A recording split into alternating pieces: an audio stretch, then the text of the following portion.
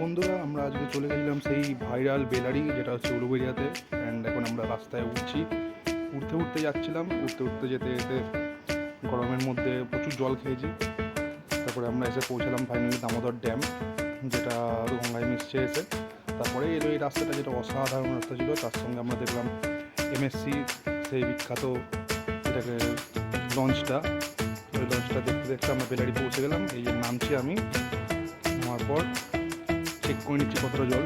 তারপরে দেখো ভিউটা, দেখো জাস্ট অসাম জায়গাটা হেভি লাগলো জায়গাটা আমাদের। গঙ্গাটা এখানে অনেকটাই চওড়া,